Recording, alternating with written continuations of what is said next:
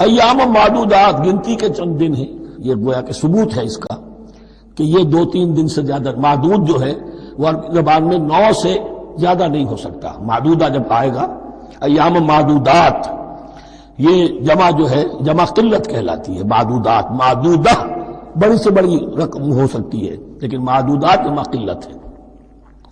گنتی کے چند روز ہیں. فمن کان منکم مریضا، ان میں بھی یہ رعایت ہے کہ جو تم میں سے بیمار ہو او علی سفر، یا سفر پر ہو، فعدۃ من ایام اخر، تو وہ تعداد پوری کر لے دوسرے دنوں میں. وعلی الذین یطیقونہ، اور جو اس کی طاقت رکھتے ہوں، فدیۃ طعام مسکین، وہ فدیہ دے، ایک مسکین کا کھانا کھلانا. ان آیات کی تفسیر میں جیسا کہ میں نے عرض کیا مفسرین کے بہت سے اقوال ہیں. اب میں ان کی بحث میں نہیں جا سکتا. جو میں نے اپنے مطالعے کے بعد رائے قائم کی ہے، میں صرف وہی بیان کر رہا ہوں کہ اس وقت، اور یہ امام راضی کے الفاظ ہیں، کہ یہ فرضیت الگ تعیین نہیں تھی بلکہ الگ تخییر تھی. فرض تو ہے روزہ، لیکن اس کا بدل بھی دیا جا رہا ہے. اگر تم نہیں رکھنا چاہتے تو تم ایک مسکین کو کھانا کھلا دو. تو گویا کہ تدریجاً انہیں لانا تھا، کیونکہ اس بات کے وہ پہلے سے عادی نہیں تھے. فمن تطوع خیرا فهو خیر اللہ، اور جو اپنی جی سے، اپنی مرضی سے خیر کرنا چاہے تو اس کے لیے خیر ہے. روزہ بھی رکھے اور مسکین کو کھانا بھی کھلائے، دونوں کام کرے تو اس میں کوئی رکاوٹ تو نہیں، اس کے لیے بہتر ہوگا.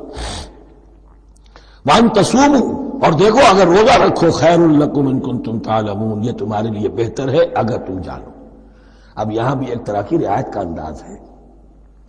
یہ 2 آیتیں ہیں میرے نزدیک وہ پہلا حکم جو دیا گیا، اور جو تھا اصل میں جس کے تحت کہ حضور صلی اللہ علیہ وسلم نے، میں شاید مغالطے میں یہ کہہ بیٹھا ہوں کہ قرآن مجید میں نہیں آیا، حضور نے خود کیا ہے. ان آیات سے در حقیقت حضور نے ہر مہینے میں 3 دن کے روزے، جو یا تو یہ کہ ان آیتوں کے بعد، اور یا یہ کہ حضور نے اپنے طور پر کر دیے تھے، ان آیات نے اس کی توثیق کر دی. اب آ رہی ہیں 2 آیتیں جو خاص رمضان کے روزے سے متعلق ہیں، حکمت اور غرض و غایت. پھر ایک آیت طویل آئے گی احکام، اور پھر ایک آیت آئے گی لٹمس ٹیسٹ. یہ 6 آیتیں.